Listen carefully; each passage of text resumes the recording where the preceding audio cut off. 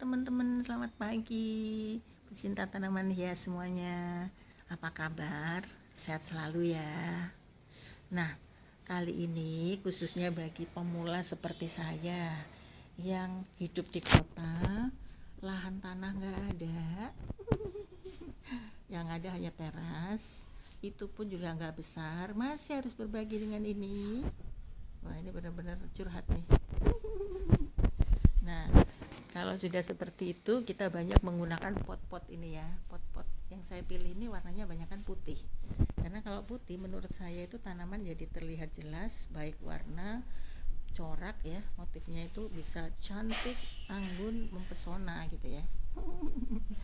Nah, oh ya sebelumnya terima kasih dulu dong para senior yang telah malang melintang terlebih dahulu di dunia tanaman hias. Eh, YouTube Anda, artikel Anda di Google itu banyak menginspirasi kita-kita loh. Dan juga bisa menambah pengetahuan, very useful. So thanks. Dan juga terima kasih kepada para viewer yang telah menonton YouTube saya begitu banyak. Tapi mohon dong di subscribe, di subrek itu istilahnya. Di like, kemudian di komen ya, apa sih masukannya. Kemudian juga kita bisa berbagi pengetahuan walaupun sedikit, tapi kan harus dibagi ya. Nah, oke, kali ini saya akan membuka rahasia bagaimana sih tanaman aglonema saya menjadi tumbuh subur. Racikannya apa? Jadi media tanam yang saya pakai itu apa? Nah, kalau menurut saya keberhasilan itu memang harus dibagikan supaya nggak sendirian gitu berhasil itu ya. Harus ada temennya juga, sama-sama berhasil itu kan nanti kitanya lebih maju lagi gitu. Nah, oke, jadi saya akan membuka rahasia dapur rahasia khususnya bagi pemula. Kalau bagi senior itu sudah ahli banget gitu ya. Ini bagi pemula. Jadi ini loh media tanam yang saya pakai, ada 3 macam, dan itu yang menyebabkan tanaman itu menjadi subur, daun-daunnya maksimal, kemudian tumbuh tunas-tunas baru seperti ini. Nah, pastinya menggembirakan ya. Warnanya juga cemerlang, keluar sendiri ya.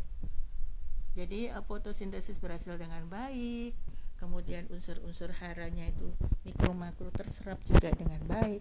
Itu saya menggunakan seperti ini. Walaupun banyak sekali media tanam, tapi saya memilih ini ya dari beberapa media tanam. Nah, kalau ditanya apakah saya pernah gagal, sering. Sering maju sering ya, tapi ini yang subur begini ya harus dibagikan, kalau gagal nggak perlu. Kalau kokopit ini saya pakai sebagai pengganti tanah, dan sebenarnya kalau menurut artikel yang saya baca ini bisa dibikin sendiri melalui serabut kelapa, kemudian direndam dengan air selama sehari 2 hari, kemudian diperes ya, dibilas dengan airnya jangan sampai berwarna merah lagi, jadi sudah jernih, itu berarti udah bagus. Kemudian dijemur sinar matahari, dikeringkan sampai kering, dan ditumbuk, jadilah seperti ini. Nah, kalau saya nggak bikin tapi beli supaya petaninya untung dong.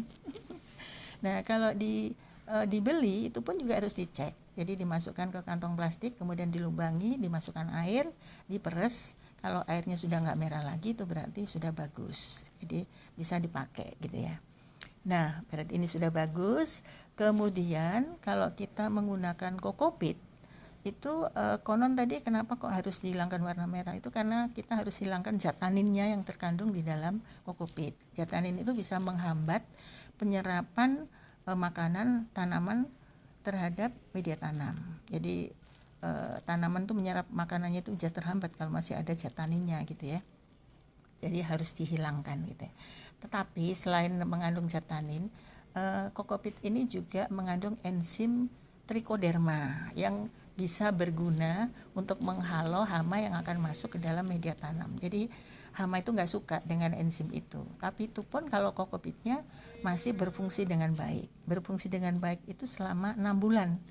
Kalau sudah lebih dari 6 bulan, ini harus diganti kokopit ini. Jadi media tanam yang menggunakan kokopit itu sebaiknya diganti karena tidak berfungsi dengan baik lagi setelah 6 bulan ya. Nah, karena saya menggunakan kokopit itu kan organik, cocoknya memang untuk tanaman yang hidroponik. Nah, kalau aglonema ini penyerapan air yang terlalu tinggi dari kokopit, juga penyimpanan air bisa mengakibatkan akar-akar itu menjadi busuk kalau terlalu berlebihan airnya. Nah, kalau penyerapan airnya tinggi kemudian pertukaran udara aerasinya menjadi rendah, itu kurang bagus. Maka kokopit ini saya campur dengan media tanam yang lain, yaitu sekam bakar dengan perbandingan yang sama. Misalnya ini 3 bagian, ini 3 bagian, 5 begitu ya. Jadi pembagiannya itu sama gitu ya.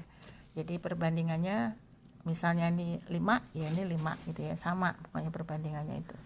Nah, supaya apa? Supaya penyerapan air tidak terlalu tinggi, kemudian aerasinya juga tidak rendah. Jadi itu nantinya cocok. Nah, kalau dicampur ini juga, percampuran antara keduanya itu juga menyebabkan sinar matahari masih bisa menembus ke dalam media tanam, dan itu perlu banget untuk tumbuhan itu berfotosintesis ya. Kemudian menurut artikel juga yang saya baca, di dalam kokopit ini ada yang mengatakan tidak mengandung unsur hara yang dibutuhkan oleh tanaman, tapi ada juga yang mengatakan ada unsur hara, terutama kalium. Nah, teman-teman kan tahu juga ya bahwa tumbuhan memerlukan unsur hara baik mikro maupun makro. Kalau yang makro yang diperlukan dalam jumlah besar itu contohnya adalah nitrogen, fosfor, kalium, magnesium. Nah, kalsium itu dibutuhkan dalam jumlah yang banyak. Kemudian tumbuhan juga memerlukan unsur hara yang mikro, yang jumlahnya nggak banyak tapi tetap harus dipenuhi gitu ya. Itu contohnya adalah besi, seng, tembaga, ada silikon, ada nikel, dan lain-lain. Nah, itu diperlukan dalam jumlah sedikit. Makanya saya juga menambahkan pupuk kandang. Nah, pupuk kandang ini hati-hati teman-teman. Jadi jangan memilih yang masih setengah jadi. Kalau setengah jadi itu masih bentuknya bulat-bulat ada. Kemudian juga baunya busuk. Itu bisa menimbulkan racun dan itu tidak bagus. Jadi bisa menimbulkan juga tumbuhnya cacing-cacing. Saya juga pernah mengalami itu ya. Tumbuhannya jadi kerdil, enggak tumbuh maksimal dan akhirnya game over, mati gitu ya. Nah, jadi sekarang saya pakai ini rahasianya ya, kokopit, kemudian pakai sekam bakar, pakai juga pupuk kandang dengan perbandingan kokopitnya 3 bagian, sekam bakar 3 bagian, dan pupuk kandangnya 1 bagian. Nah, itulah yang saya pakai. Nah, kemudian teman-teman, karena saya juga suka sekali bereksperimen. Jadi saya itu mantan guru kimia, guru BK juga, dan S2 saya IPS. Jadi all round gitu ya. Nah, saya suka juga bereksperimen. Misalnya nih, pupuk kandangnya biasanya 1 bagian. Lalu kalau 2 bagian gimana ya? Saya coba untuk Silver Queen Aglonema ini. Nah, ini biasanya kan ada lengkung-lengkungan sedikit gitu ya. Ada lenggok-lenggok gitu ya. Tapi kalau saya tambah pupuk kandang itu menjadi melebar gini seperti ini nih. Lucu gitu ya. Jadi kita bisa main-main, tapi ya kalau nyoba di rumah ya jangan yang terlalu mahal ya tanamannya. Seperti ini nih. Nah, saya juga mencoba untuk Red King. Red King ini pupuknya, pupuk kandangnya itu A gitu ya. Lalu yang Red Majesty ini saya pakai yang B. Nah, ternyata yang untuk yang A ini ternyata lebar, warnanya maksimal gitu ya. Lalu kalau ini lebih banyak meninggi, Majesty ini, Red Majesty ini pupuk B, tapi jumlah takarannya sama. Nah itulah teman-teman mengenai media tanam yang saya pakai, dan silahkan menjadi suatu pilihan, masukan dengan hasil yang seperti ini.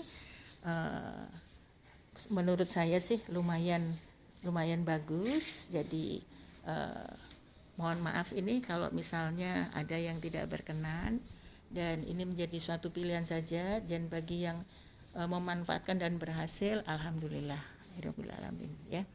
Kemudian untuk yang selanjutnya nanti saya akan menayangkan pupuk yang saya pakai untuk aglonema saya. Terima kasih banyak atas perhatiannya, sehat selalu dan selamat pagi. Yuhu.